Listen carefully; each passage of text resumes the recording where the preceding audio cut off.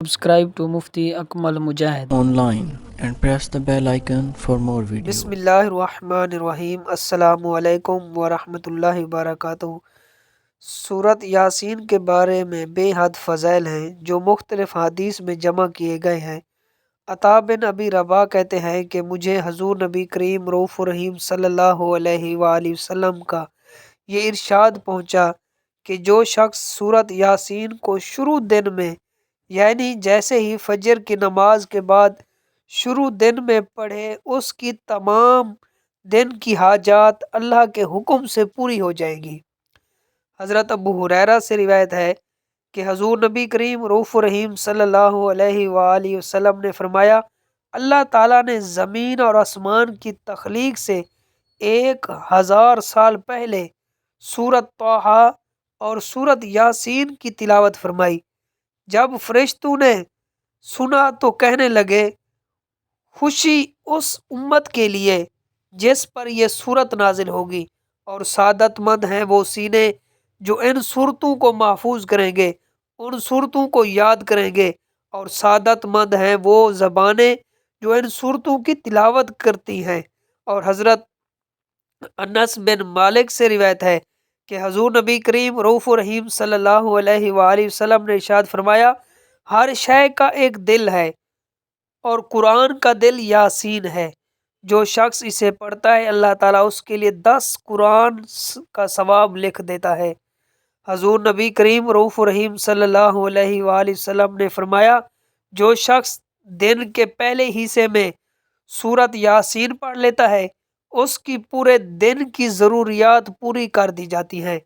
اور جس شخص کا ہر رات سورۃ یاسین پڑھنے کا معمول ہے پھر وہ شخص اپنے بستر پر مرے تو اللہ تعالیٰ اسے شہید کا مرتبہ عطا کر دیتا ہے، اسے شہید میں شامل کر دیتا ہے۔ اور جو شخص رات کے وقت سورۃ یاسین پڑھ لیتا ہے وہ اس حال میں صبح کرتا ہے کہ اس کے پچھلے تمام صغیرہ گناہوں کو اللہ تعالیٰ معاف کر دیتا ہے۔ بعض روایت میں شب جمعہ میں سورۃ یاسین پڑھنے کی بھی فضیلت آئی ہے۔ ایک حدیث مبارک میں حضور نبی کریم رؤوف الرحیم صلی اللہ علیہ وآلہ وسلم نے فرمایا، بے شک کتاب اللہ میں ایک ایسی صورت ہے کہ جس کو العزیز کہا گیا ہے، اور قیامت کے دن اس کے یاد کرنے والے کو ثواب، قیامت کے دن اس کے بارے میں یاد کرنے والے کو شریف کہا جائے گا، اور وہ شفاعت کرے گی اپنے صاحب کے لیے۔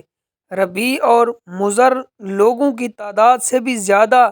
لوگوں کی، اور وہ سورۃ یاسین ہے۔ علماء کرام سورۃ یاسین پڑھنے کے بہت ساری برکات اور فوائد ذکر کرتے ہیں کہ جو شخص سورۃ یاسین کی تلاوت بھوک کی حالت میں کرتا ہے تو وہ سحر ہو جاتا ہے، اور جو شخص راستہ گم ہو جانے کی وجہ سے پڑھتا ہے تو وہ آدمی راستہ پا لیتا ہے، اور جو شخص جانور کے گم ہو جانے کی وجہ سے سورۃ یاسین پڑھتا ہے تو وہ آدمی اپنا جانور پا لیتا ہے، اور جو شخص کسی چیز کے گم ہو جانے پر پڑھتا ہے تو انشاءاللہ وہ شخص اس آدمی کو مل جائے گا، اور جو ایسی حالت میں پڑھے کہ کھانا کم ہو جانے کا خوف ہو تو وہ کھانا کافی ہو جاتا ہے، یعنی اگر کھانے میں مہمان زیادہ آ گئے کہ کہیں کھانا جو ہے کم نہ ہو جائے تو ایک دفعہ سورۃ یاسین پڑھ کر اس کھانے پر دم کر دیں تو انشاءاللہ وہ کھانا تمام مہمانوں کے لیے کافی ہو جائے گا۔ اور جو ایسے شخص کے پاس پڑھے جو نزاع کی حالت میں ہو، موت کے قریب ہو، تو اس میں نزاع جو ہے اس کی موت جو ہے آسان ہو جائے گی اور اس کی روح آسانی سے پرواز کر جائے گی۔ اگر کسی کو رشتے کا مسئلہ درپیش ہو، غیر شادی شدہ پڑھے تو جلدی اس کی شادی ہو جائے گی، قیدی اگر پڑھے تو اس کو جلد رہائی مل جائے گی۔ اسی طرح اگر کوئی مقروض ہے، قرض دینے والا ہے، تو وہ اگر سورۃ یاسین کی تلاوت کرتا ہے تو اس کی قرض کی ادائیگی ہو جاتی ہے۔ اسی طرح کہ جو پیاسا پڑھتا ہے سورۃ یاسین کو تو وہ سیراب ہو جاتا ہے۔ اگر مسافر پڑھے تو اس کے سفر میں اللہ تعالیٰ آسانی پیدا کر دیتا ہے۔ اسی طرح حضرت ابو جعفر محمد بن علی فرماتے ہیں کہ جو شخص اپنے دل میں سختی پائے کہ اس کا دل آدمی کا سخت ہے تو وہ